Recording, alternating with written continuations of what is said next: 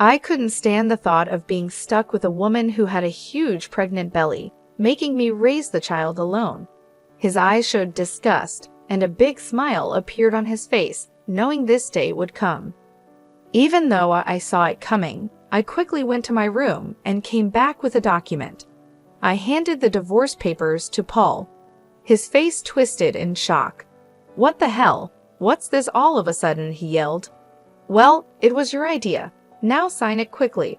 "I'll submit it tomorrow," I said firmly. His face turned red with anger as my words hit him hard. "Watch closely. I'll make you regret how you've treated and looked down on me all this time," I declared. "My name is Lisa. I'm a 28-year-old housewife. Until 3 years ago, I worked for a mobile company. I met Paul Walter, my boss, when I was 25. We quickly fell in love and got married. Paul, 4 years older than me, was very reliable, especially when teaching me the job as a newcomer who didn't know much. I was very grateful for Paul's clear instructions. We became friends and often went out to dinner. When he asked me out, I was thrilled, especially since I had never dated anyone before.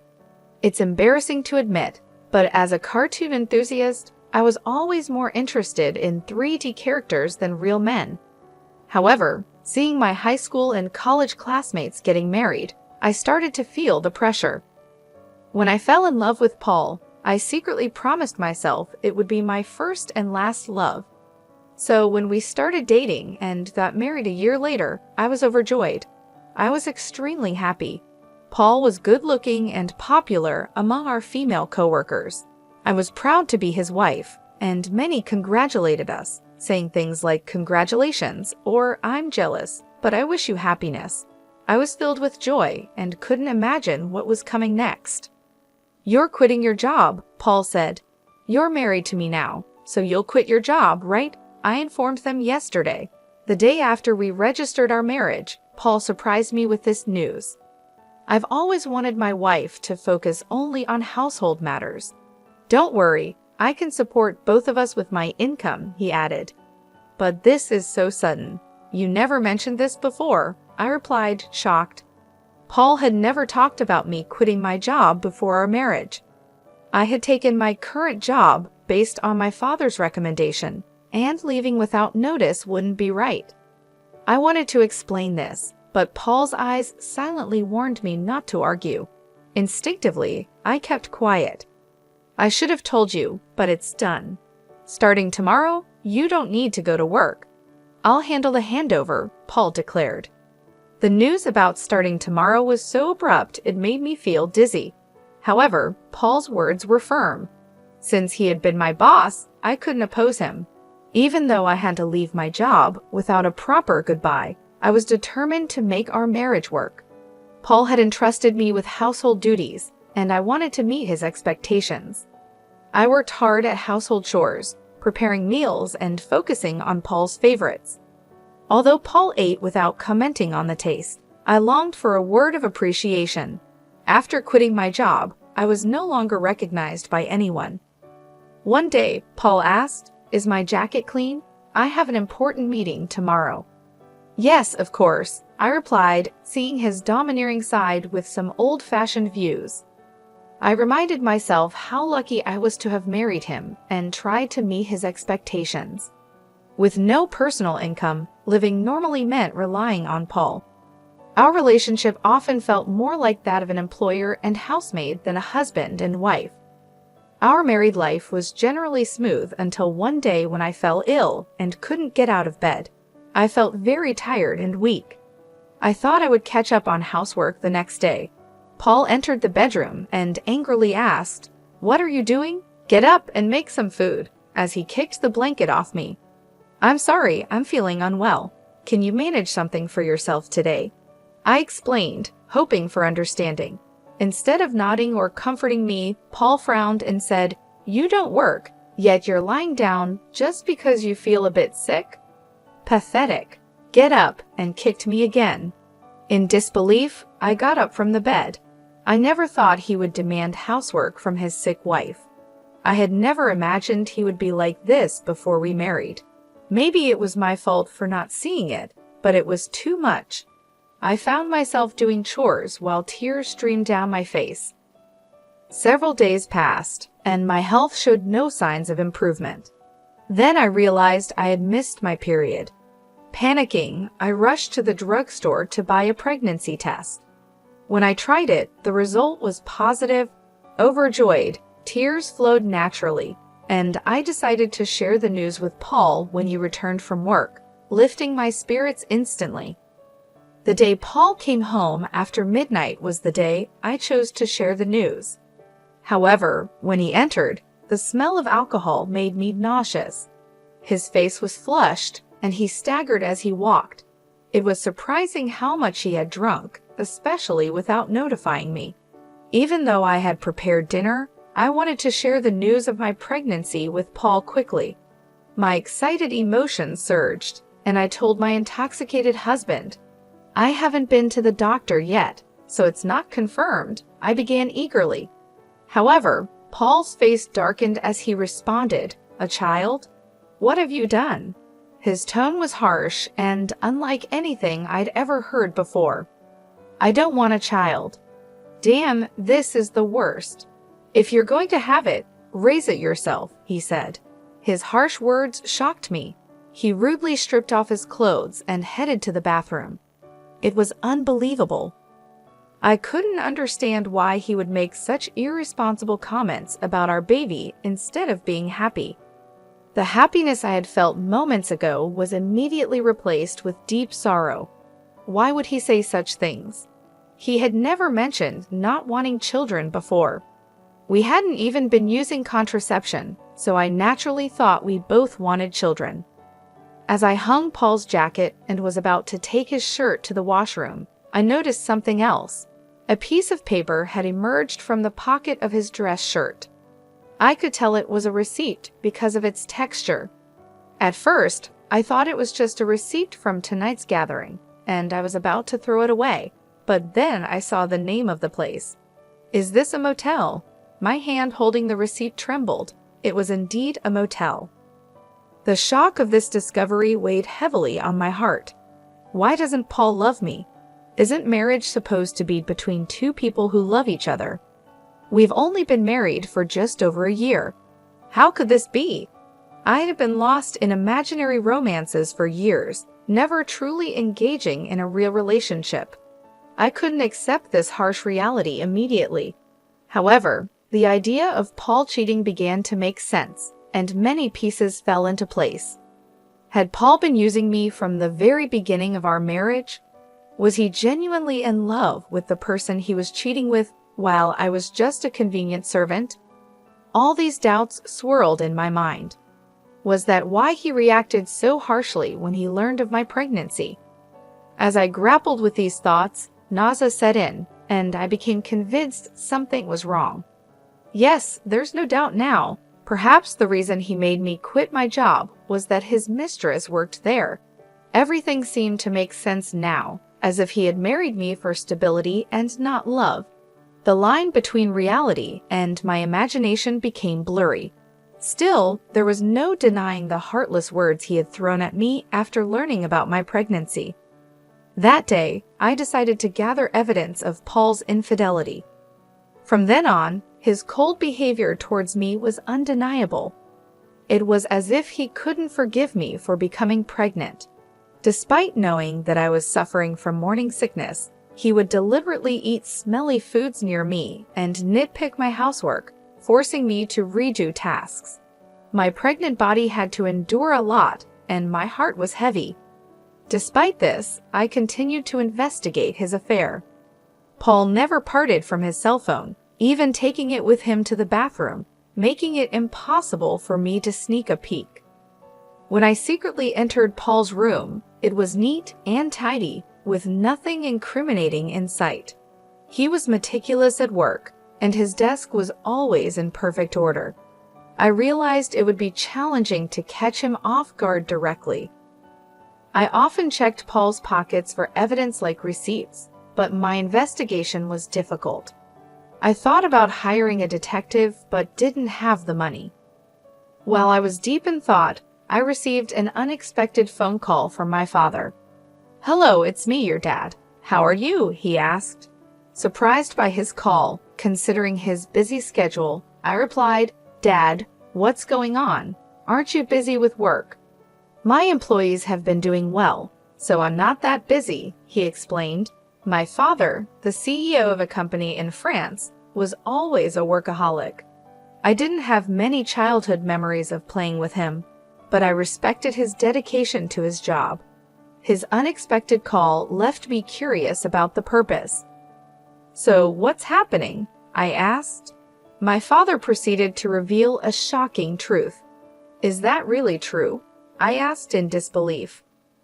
"Yes, he's not the type to lie." "I want you to believe me," my father reassured me. Initially in shock and unable to respond, I felt a mix of anger and frustration as the pieces of the puzzle fell into place. "Thank you, Dad. I'll do my best," I told him with gratitude before hanging up the phone. My investigation was finally paying off, but the newfound knowledge also stirred up feelings of anger and frustration due to the ongoing tension between Paul and me. Paul continued to be distant even though I was pregnant. Each time he acted this way, I harbored a deep hatred towards him. Months passed, and our relationship remained strained. Eventually, an event occurred that shattered our life. At last month's pregnant, I was always cautious around Paul, living in constant fear. I tried to avoid him, leading a quiet and stifled life. One day, I served dinner as usual. When Paul returned home, we sat at the dining table. As I quietly ate, Paul suddenly slammed his fork down. "What is this? It's tasteless," he exclaimed, throwing the food I had prepared onto the floor. Baffled by his outburst, I tried to comprehend the situation. The anger at having the meal I had cooked discarded before me began to build up inside. "I've been contemplating this for some time, but recently you've been complaining about the taste of the meals," I said. Paul criticized my cooking, saying it was tasteless. Since becoming pregnant, I had been using less seasoning to make healthier meals. This was only temporary until the baby was born. If he found the food bland, he could have added some salt himself. Why did he have to throw the meal on the floor? I was about to complain when Paul sneered and said hurtful words. "I don't want a woman with a belly like a monster. You have to raise the kid by yourself," he said, looking at my swollen belly with malice and a nasty smile. I had always feared this day might come, even though I hoped for a different outcome. Swiftly, I went to my room, retrieved a document, and returned to present it to Paul. "Fine. Here are the divorce papers," I said, thrusting the prepared documents in front of him. Paul's face twisted in shock. "What the hell? What's this all of a sudden?" he stammered. "Well, it was your idea. Now sign it quickly. I'll submit it tomorrow," I responded. In reality, I had been contemplating divorce since I began suspecting Paul's infidelity. However, with a child on the way, I was unsure if I could support myself. But now I had a different plan in mind. My resolve seemed to provoke Paul. His face turned red with anger. "Just watch. I will make you regret every moment you looked down on me and controlled me. Do you think you can survive without me? You have a baby to care for, and you'll regret it," he threatened. My determination was unshaken. "I'll be fine. Don't worry about me," I assured Paul. Perhaps irritated by my confidence, he snatched the divorce papers and began to fill in the blanks. "Here you go. If this is what you wanted, it's yours," he said. "Thank you," I responded. Paul probably didn't think I would actually submit the divorce papers, as he handed them over without a fuss. The following day, I promptly submitted the divorce papers and left the house. I knew he would be surprised when he returned from work to find out. After that, I moved to my parents' home, primarily due to my father's return to the UK from France and his suggestion that I stay with them. It was the right decision at the time. I was fed up with my life with Paul and deeply thankful to my father. On the day I left our home, I received 3 calls from Paul, but I ignored all of them. Eventually, he stopped calling. It became clear that I meant very little to him. He was probably content with his mistress and might even remarry soon. I decided to move on from Paul. 5 months passed, and I had a baby who was born safely. I was now living happily with my parents and my baby. While I was enjoying this peaceful life with my family, Paul called again. I ignored his calls at first, but after several persistent attempts, I had no choice but to answer. "Hello, what do you want now?" I said, wary of his tone. "Hey, what's going on? Why were you on that show? And since when were you the daughter of a CEO with millions of dollars? I never knew that." Paul's voice boomed with surprise and anger. It turned out that Paul had seen a TV show that was broadcasted after I returned to my family home. I had received a request from a TV station thanks to my father's role as the CEO of a renowned global tech company. The show featured the lavish lifestyle of the CEO's family. Producers had come to our house and filmed our family's lifestyle. During the TV show interview, they discussed our family's wealth, mentioning a rough estimate of $25 million. I never imagined Paul would see that show, but the power of television is truly something. "Oh, by the way, I didn't tell you that I have an asset of $45 million due to an advanced inheritance. That's why I was able to divorce you." Yes, my father informed me about the inheritance, which gave me the confidence to live comfortably even after divorcing you. Upon hearing this, Paul's reaction was immediate, and he was furious. "What? That's dirty. Why didn't you tell me about this before? Half of it is mine, right? Give me the money now," he demanded. I calmly responded, "Just as I suspected, after seeing the show, all you could think of was getting money from me. Gifts from parents are not included in property distribution. Are you forgetting your own mistakes?" Paul was puzzled and asked, "What are you talking about?" I continued, "I'm tired of your anger, Paul. You called me yourself. You should know you can't blame me for what you did. You cheated, didn't you? With your new wife, who's a junior from your company? You started dating her even before our marriage." Paul was clearly shocked by the information I got from my father. I finally had the upper hand. "Did you think I wouldn't find out? My father has many contacts in your company, and one of them informed me about your affair. I've never mentioned it, but I'll be demanding child support." Paul, still in denial, protested, "Stop kidding. Why should I pay child support? It's all because of you, right? You got pregnant on your own and slacked off with household chores. It's all your fault." Hearing Paul blame me without apologizing for his own mistakes was beyond belief. I couldn't believe I was ever married to someone so lacking in common sense. I truly felt it was the right decision to leave him. "Paul, I'm broke. My wife spent all the money I earned, and now I'm in debt," he pleaded. Hearing Paul's pitiful excuse, I went from anger to sheer disbelief. I never wanted to deal with such an unreasonable person again. With that thought in mind, I firmly gripped my phone. "What are you talking about? Do you even realize how ridiculous you sound? I never want to deal with you ever again. I'll have my lawyer handle the matter of child support. Never call me again, and you will not see the child anymore. Goodbye." "Hey, wait," he called out, but I quickly hung up the phone. Afterwards, I blocked Paul's number and took a deep breath. It's over now, right? I won't get any more calls from Paul. I no longer want him disrupting my peaceful life. Just then, I heard my baby crying from the other room and rushed to soothe the baby.